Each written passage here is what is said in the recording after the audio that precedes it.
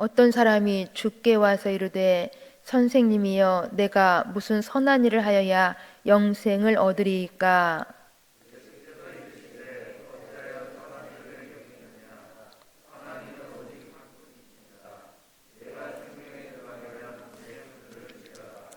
이르되 어느 계명이오니까.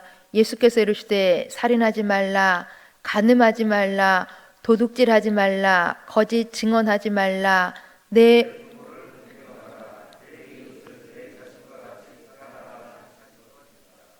그 청년이 이르되 이 모든 것을 내가 지키었사온데 아직도 무엇이 부족하니이까.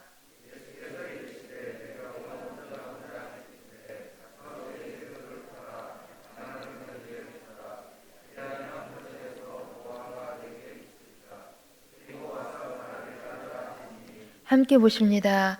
그 청년이 재물이 많으므로 이 말씀을 듣고 근심하며 가니라. 아멘. 오늘 본문 말씀은 부자 청년에 대한 이야기입니다.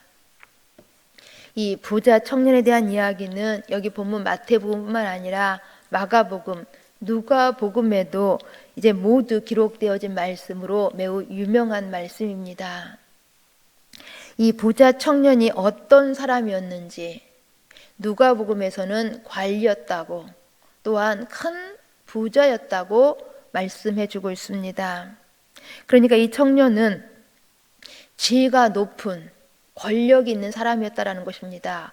부자도 큰 부자였다라는 것입니다. 더 나아가서 이 청년은 어려서부터 율법을 다 지킬 정도로 품행도 단정하였고, 그래서 많은 사람들에게 존경이 되는, 칭찬이 되는 그러한 청년이었습니다. 이 정도 되면 이 청년은 모든 것을 다 갖춘 듯 보여지지 않습니까? 이 정도 되면 이 청년은 많은 사람들에게 큰 부러움이 될 만한 그러한 청년으로 보여지지 않습니까? 그럼에도 불구하고, 그러나 이런 청년도 한 가지 큰 갈증이, 큰 고민이 있었습니다. 그 갈증이 무엇이었는지, 그 고민이 무엇이었는지 16절이 말씀해 주고 있습니다. 우리 함께 본문 16절을 다시 읽습니다. 같이 읽습니다. 어떤 사람이 주께 와서 이르되 선생님이여 내가 무슨 선한 일을 하여야 영생을 얻으리까. 무엇을 하여야 영생을 얻을 수 있는지, 여기에 대한 갈증이 있었다라는 것입니다. 이 부자 청년은 영생에 대한 갈증을 크게 가지고 있었다라는 것입니다. 이 갈증이 얼마나 크고 이 갈증이 얼마나 간절하고 진지했는지 이 청년이 예수님께로 나오는 그 태도를 보고 우리는 알 수가 있습니다. 곧 이 부자 청년에 대한 이야기를 또 담고 있는 마가복음 10장을 보시면 이제 이 청년이 예수님께로 나오는 데에 이렇게 달려 나왔다고 말씀해 주고 있습니다. 한 사람이 달려와서 꿇어 앉아 물었다라고 마가복음 10장 17절은 말씀해 주고 있습니다. 그러니까 이 부자 청년이 예수님께로 나올 때에 그냥 오지 않고 급하게 달려왔다라는 것입니다. 달려와서 예수님 앞에 납작 꿇어 앉아서 질문했다라는 것입니다. 그만큼 이 부자 청년은 이 영생에 대한 갈증이 크고 매우 간절했음을 보여주고 있습니다. 왜 그렇습니까? 그것은 이 청년은 물론 지위가 있고 권력이 있고 재산이 있었지만 또한 율법을 어려서부터 지켰기 때문에 경건한 사람으로 사람들에게 칭찬은 되었지만, 그러나 이런 것들이 이 청년에게 완전한 만족을, 완전한 행복과 기쁨을 다 주지 못했다라는 것입니다.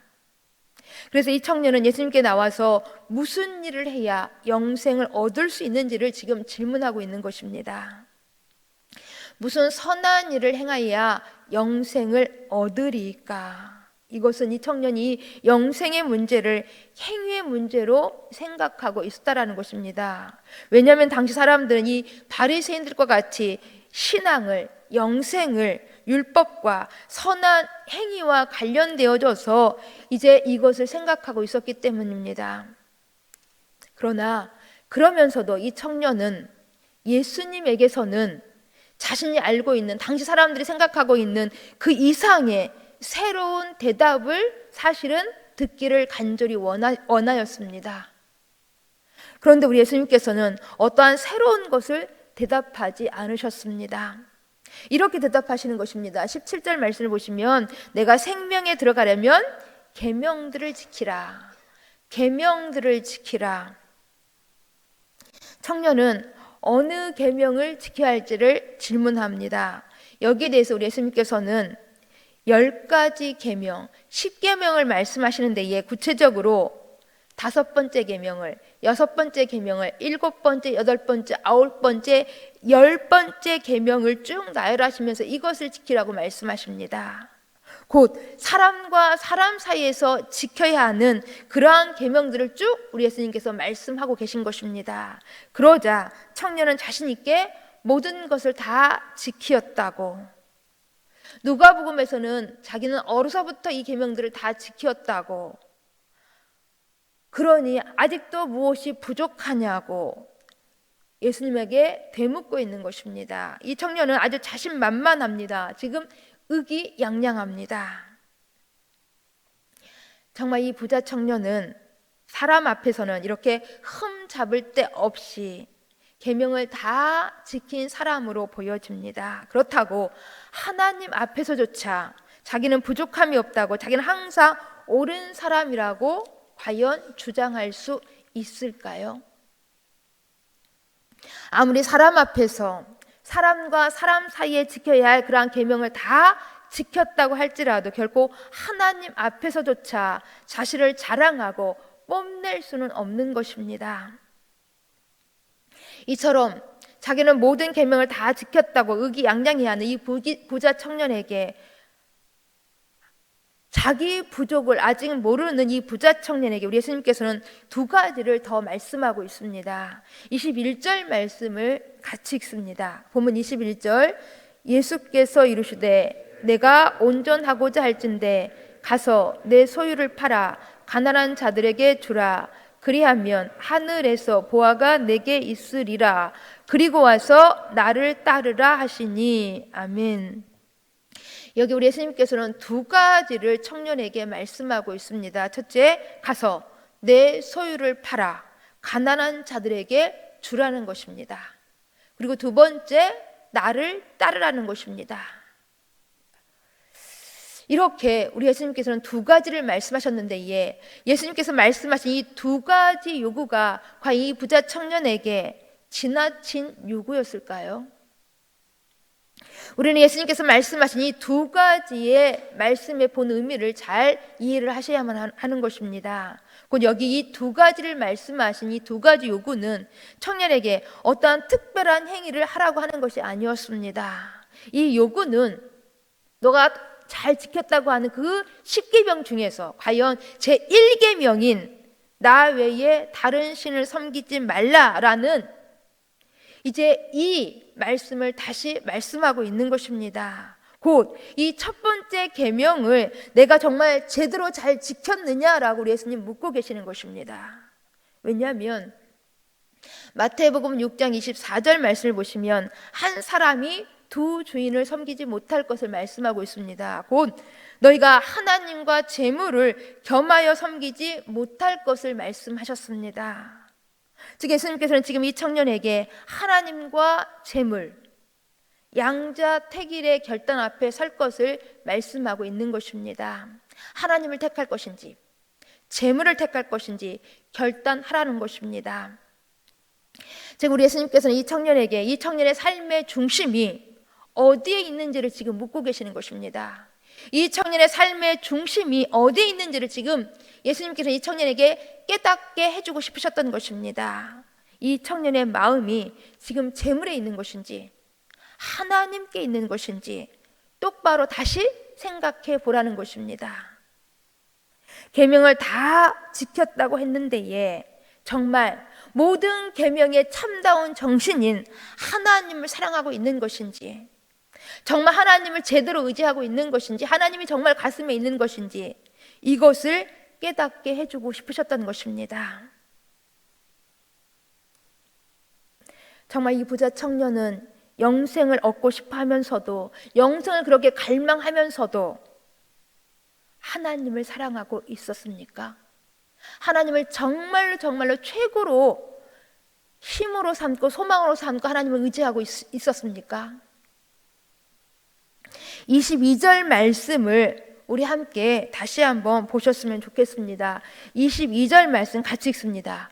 그 청년이 재물이 많음으로 이 말씀을 듣고 근심하며 가니라. 청년은 재물이 많음으로 근심하여 갔다라는 것입니다. 보세요. 이 청년은 외형적으로는 겉으로 보기에는 정말 계명들을 다 잘 지키고 있었기 때문에 결점이 없는 청년처럼 보여졌습니다. 그러나 이 청년에게는 매우 큰 결점이 한 가지 분명히 있었습니다.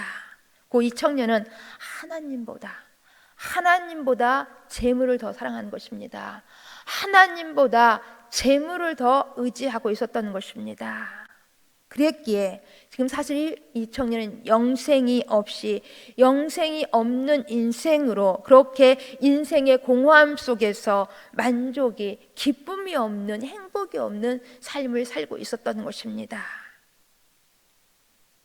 이 사실을 이 청년은 지금 모르고 있었던 것입니다. 그렇기 때문에 이 사실을 알았던 예수님께서 재물 의지하지 말고 하나님 의지하고 하나님 사랑하고 살아가라고 지금 말씀하고 계시는 것입니다. 그래야만 하늘의 보화를 얻을 수 있다는 것입니다. 그래야만 영원한 생명을, 영생을 얻을 수 있다라는 것입니다. 아무리 율법적인 생활이 완벽하다 할지라도, 그러나 하나님을 따르지 않고는, 하나님을 의지하지 않고는, 하나님을 사랑하지 않고는 영생의 기쁨은 없다는 것입니다. 내 소유를 팔아 가난한 자들에게 주고 나를 따르라. 하나님 따르라는 것입니다. 지금까지 이 청년에게 있어서 재물은 하나님보다 더 크고 귀한 것이었습니다. 이 사실을 아신 우리 예수님께서는 지금 이 청년에게 하나님보다 더 크고 더 귀한 것이 없음을 밝혀주고 있는 것입니다. 그런데 이 청년은 지금 이 예수님의 말씀을, 지금 이 예수님의 마음을 거부했던 것입니다. 거절했던 것입니다. 그렇기 때문에 재물이 마름으로 예수님의 말씀을 듣고 근심하여 그냥 갔다라는 것입니다. 지금 우리가 부르고 있는 찬송가 중에는 23개의 찬송가를 작사한 분이 계십니다. 어마어마한 분이시죠. 이분은 페니 크로스비라는 분으로, 이분은 사실 생후 6주 때에 의사의 잘못된 약물 치료로, 의사의 잘못된 실수로 인하여서 그는 시력을 잃고 말았습니다. 이때 이 크로스비를 키운 분이 바로 할머니신데, 이 외할머니가 이 크로스비를 안고 키우면서 크로스비의 눈과 귀와 발이 되어 주었습니다. 곧 이 어린 크로스비에게 자연의 아름다움을, 색깔의 아름다움을, 하나님의 위대하심을, 하나님의 아름다움을 이 크로스비의 가슴과 그 영혼에 곱게 잘 심어 주었습니다. 특히 이 할머니는 성경의 사람이었고 기도의 사람이었습니다. 그래서 늘 이 크로스비를 가슴에 안고 성경을, 하나님의 말씀을 읽어주고 하나님을 잘 가르쳤습니다. 이 크로스비를 가슴에 꼭 안고 이 크로스비를 위해서 늘 축복하며 기도해 주었습니다. 크로스비는 이런 할머니 밑에서 아주 똑똑한 아이로 잘 자라났습니다. 손재주가 특별히 컸습니다. 물론 시각은 이렇지만 대신 청각, 또한 후각, 미각, 이러한 것들이 매우 발달했습니다. 그런데 어느 날 이 할머니가 돌아가시게 되었습니다. 그런데 할머니는 돌아가시면서 크로스비를 꼭 껴안고 이렇게 말했습니다. 크로스비야, 나는 이제 하나님 나라에, 천국에 가려고 한다. 그러나 천국에 가기 전에 너에게 꼭 부탁하고 싶은 것이 있다. 꼭 묻고 싶은 것이 있다. 할머니 뭔데요? 나는 이제 천국에 갈 건데, 하나님 나라에 갈 건데, 하나님 나라에서 너를 꼭 다시 만나보고 싶다. 너 천국에서 나를 꼭 만나주겠다고 약속할 수 있겠니?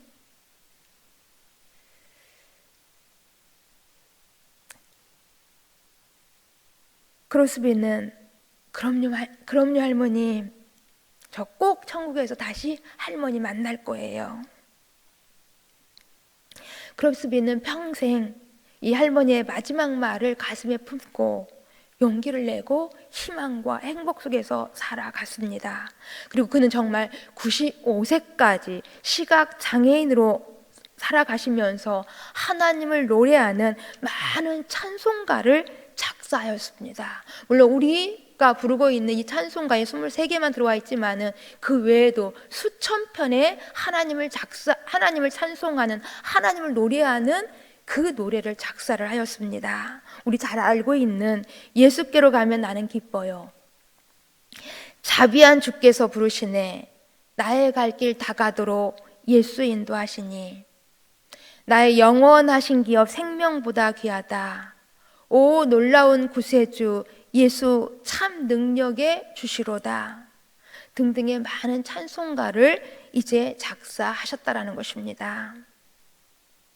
이 할머니, 이 크로스백에 있어서 물론 육체적인 이러한 불행은 세상을 의지하며 기대하고 사는 일들을 단념하게 만들었습니다. 그러나 대신 하나님만을 의지하며 하나님만을 소망 삼고 살도록 만들었던 것입니다. 특히 이 크로스비는 찬송가 288장에서 하나님을 이렇게 찬양합니다. 우리가 아까 불렀지요? 예수를 나의 구주 삼고 성령과 피로써 거듭나니 이 세상에서 내 영혼이 하늘의 영광 누리도다. 이것이 나의 간증이요 이것이 나의 찬송이라. 나 사는 동안 끊임없이 계속하여서 구주를 찬송하리로다. 아멘. 이처럼 크로스비는 나의 기쁨은, 나의 영원한 기쁨은 예수를 구주로 삼은 것, 내가 예수를 주로 고백하고 성령과 피로써 거듭났기 때문에 가능했습니다 라는 고백이었던 것입니다. 내가 무슨 선한 일을 하여야 영생을 얻으리까? 이렇게 질문하는 청년에게 우리 예수님께서는 분명 확실한 답을 말씀해 주셨습니다. 소유를 팔아 가난한 자들에게 나눠주고 나를 따르라. 나를 따르라. 그럼에도 불구하고 이 청년은 재물이 많음으로 마음에 심한 괴로움을 안고 돌아서고 말았다라는 것입니다. 우리 예수님의 말씀을 거절한 것입니다. 재물이 더 귀했기 때문에 이 청년은 영생을 포기한 것입니다. 영생을 위해서 재물을 포기하지 못했던 것입니다. 하나님보다 재물을 더 사랑했던 것입니다. 이보다 더 안타까운 일들이 또 어디 있을까요? 결코 주님보다 더 귀한 것은 없는 것입니다. 주님보다 더 귀한 것은 우리 평생 없는 것입니다. 우리 하나님 앞에서 이 고백으로 평생 사셨으면 좋겠습니다. 주님보다 더 귀한 것은 없습니다. 주님이 우리 삶의 최고로 귀하십니다. 그 어떤 무엇보다도 우리 주님 더 사랑합니다. 이 고백으로 살아가셨으면 좋겠습니다. 더 나아가서 이 고백과 함께 평생 우리 주님 앞에서 사는 동안 끊임없이 이 주님을 찬양하는, 우리 구주를 찬송하는 그러한 복된 삶 늘 살아가실 수 있기를 간절히 소망합니다. 기도하십니다. 참 좋으신 아버지 하나님, 감사함을 드립니다. 부자 청년에게 주님은 내 소유를 팔아 가난한 자들에게 주라 하시면서 나를 따르라고 하셨습니다. 그러나 이 부자 청년에게 귀한 것은 하나님보다 재물이었기 때문에 영원한 기쁨을 놓치고 말았습니다. 그러나 하나님, 저에게는 가장 귀하고 귀한 분은 그 어떤 무엇보다도 하나님이심을, 우리 주님이심을 늘 평생 고백하고 살아갈 수 있도록 도와주옵소서. 그래서 이 주님을 늘 찬송하는 기쁨이 넘쳐날 수 있도록 도와주시옵소서. 예수님 이름으로 기도합니다. 아멘.